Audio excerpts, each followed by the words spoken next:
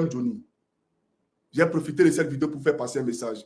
Vous avez vu la vidéo de Serge Aurier, ses camarades. Bon, je pense que le plus important, c'est que Serge Aurier et ses camarades ont vu le Nigeria en Johnny Pacheco. L'équipe du Nigeria là, s'est transformée en Johnny Pacheco. Donc, il fallait battre cette équipe-là pour répondre à Johnny. Voilà, c'était la condition sine qua non pour, bien entendu, la victoire. Donc, je me réjouis de cela et je ne regrette absolument rien. Je dis et je répète, pour le seul match contre la Guinée équatoriale, ce que j'ai fait là, c'est une vidéo qui est méritée. Et j'espère, M. Serge Aurier et ses camarades, comme vous avez beaucoup de potentiel à donner en termes de merconisation, j'aimerais vous dire, à la prochaine CAN là, au Maroc là, voilà, on va se voir au Maroc. À la prochaine CAN, on parlera. Ça, ce n'est pas un problème. Voilà. Et donc, vous pouvez aller loin. Donc, on veut une prochaine coupe pour le Maroc. Parce que sur le Maroc, là, on va vous regarder.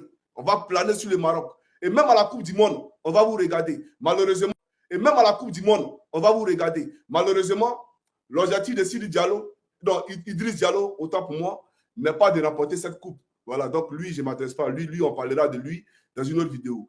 Mais j'aimerais dire félicitations aux éléphants de Côte d'Ivoire. Bravo à vous. Bravo à vous. Et c'est tout ce qu'on demandait parce que ce que vous avez eu là, personne ne partagera ça avec vous. Tout ce qu'on peut partager, c'est la joie. Vous voyez, toute la Côte d'Ivoire est réconciliée autour de cette coupe-là. Aujourd'hui, ce n'est plus question des partis politiques. Tout le monde est réconcilié. Et moi, Johnny Pacheco, tant qu'il s'agira de mon pays, lui qui viendra saboter l'image de mon pays, celui qui n'a pas joué avec le cœur, il me trouvera sur son chemin tout simplement. Mais ça, c'est d'entrée de jeu que je suis content avec vous. Voilà. Mais permettez-moi rapidement d'ouvrir une parenthèse pour m'adresser au président de la République et au peuple de Côte d'Ivoire. Chers Ivoiriens, chers frères, je devrais être normalement en Côte d'Ivoire pour cette CAN, un événement aussi grand. Beaucoup se sont posé la question de savoir comment Johnny, pourquoi Johnny n'est pas là, pourquoi Johnny n'est pas arrivé en Côte d'Ivoire. Billet d'avion, c'est combien? Normalement, Johnny devait être en Côte d'Ivoire. Mais pourquoi Johnny n'a pas été en Côte d'Ivoire? Figurez-vous que j'ai fait une vidéo il y a de cela, je crois, 1 mois.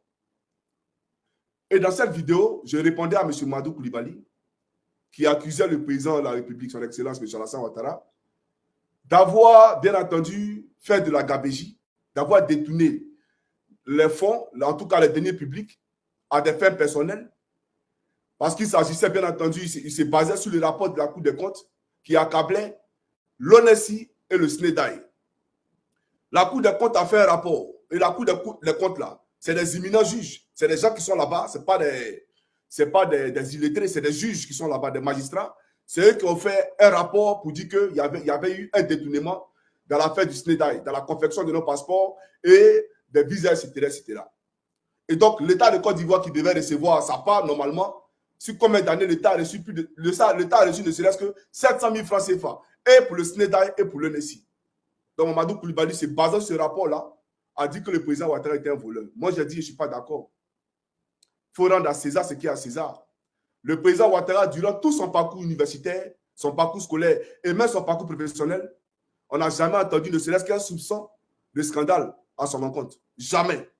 Il n'y a jamais eu question de détournement, de scandale sur la personne du président Ouattara. Qu'est-ce que Ado va faire avec l'argent des passeports? Qu'est-ce que Ado va faire? Bon, dites-moi, le président Ouattara va aller falsifier des passeports pour donner ça aux gens qui ne sont pas des citoyens nationaux, qui ne sont pas des Ivoiriens. On leur donne de vrais passeports et c'est Ado qui sera à la base. Si c'est Ado, pourquoi il a arrêté les Libanais pour les mettre en prison? Si c'est Ado qui donne de vrais passeports aux faux Ivoiriens, pourquoi il a mis comment on appelle ça, le Libanais en prison? Donc, voilà des gens qui sont autour du président qui sabotent son travail. Et donc, en répondant à M. Madou Koulibaly, j'ai dit qu'il fallait remettre à César, rendre à César ce qui est à César. Le président Ouattara n'a rien à voir là-dedans. Si on a des comptes à demander à quelqu'un, allez demander ça à ceux qui gèrent le SNEDAI et à ceux qui gèrent l'ONESI. Le président Ouattara n'a rien à voir là-dedans. Voilà ma vidéo. Tel un fils qui aime son père. Tel un fils qui protège son père. Tel un militant qui aime son parti. On est d'accord ou pas? Alors, à ma grande surprise, il y a un individu, Alpha Bravo. Je le nomme Alpha Bravo. Donc, comprendra qui pourra. Qui a décidé, moi, Johnny, de m'éliminer, de me faire assassiner dans le dos du président. Donc, le schéma, c'était lequel? J'allais venir à Abidjan, à l'aéroport. On n'allait même pas faire de bruit. Ça allait paraître comme une simple interpellation. Ils allaient prendre Johnny, disparaître avec Johnny, l'assassiner, l'enterrer, et on n'allait jamais le retrouver jusqu'à la fin des temps. Parce que les personnes disparues, ça existe dans le monde. Donc, ils allaient me prendre, allaient m'éliminer avec la complicité d'un général de l'armée de Côte d'Ivoire. Un général de l'armée de Côte d'Ivoire, avec sa complicité. Donc, tout le dispositif avait été préparé. D'abord, quand j'ai eu écho de cela, parce qu'on m'a appelé, ce que vous oubliez, c'est qu'il a été dans l'armée. Ce que vous oubliez, c'est que Johnny Pacheco, là, il est beaucoup aimé. Et ce que vous oubliez, c'est que ce que j'ai dit là, les Ivoiriens et même certaines personnes dans l'armée n'ont pas vu de mal en cela. Dit que Ado n'a pas volé, allait demander des comptes au SNEDA et à l'ONESI là. Il y a des gens qui savent que ce qu'il a dit, mais c'est quelqu'un qui protège son père, qui aime son père, le président Ouattara. Et donc, il n'y a rien de mauvais là-dedans. Au point où on va comploter dans le dos du président pour aller l'éliminer, le faire disparaître. Et on n'allait pas faire de communiqué. Parce que si on faisait les communiqués, toute la Côte d'Ivoire allait être en ébullition, les Ivoiriens allaient se poser des questions, etc. Où est Johnny? Où est Johnny? Ils ont arrêté Johnny, ils ont arrêté Johnny. Donc, voilà ce qui a été préparé. Et ils savaient eux-mêmes que le président Ouattara n'allait jamais permettre qu'eux-mêmes ils m'arrêtent à l'aéroport. Eux, ils le savaient. Donc, il fallait m'éliminer. Chers Ivoiriens, voilà ce qui est malheureusement le constat. Quand j'ai eu écho de cela, j'ai appelé un père à moi qui m'aime beaucoup.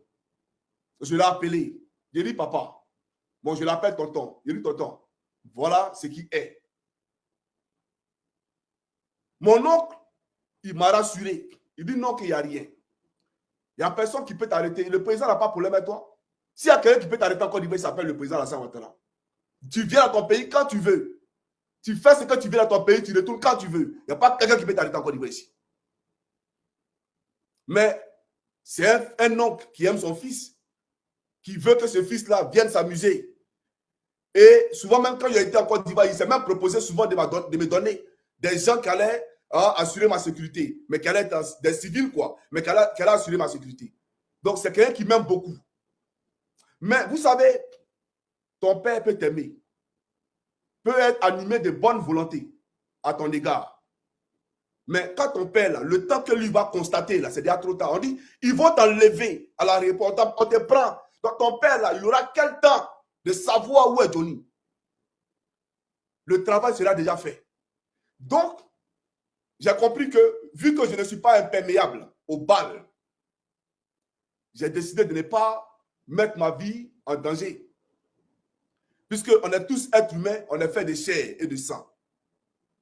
Il n'y a personne parmi nous ici qui a dit qu'il est immortel. Ou que si une balle de revolver lui transperce le corps, il ne va pas mourir. Ibrahim Koulibaly, il fait plus de 2 mètres. Mais il a été couché par les balles assassines de Solo Kibafouligion. Vous comprenez? Beaucoup de personnes comme ça sont tombées à cause des balles. Donc je ne suis pas imperméable aux balles. Je suis un être humain. Et Dieu m'a montré beaucoup de signes pour ne pas que je vienne en Côte d'Ivoire. Dieu, il est merveilleux. Je vous le dis ouvertement. Jésus, là, il est merveilleux. Parce que les couloirs de la mort que moi j'ai traversé, depuis la Côte d'Ivoire jusqu'en venant d'ici, et là où il vient me faire sortir aujourd'hui, là où il vient m'enlever, je rends gloire à Jésus.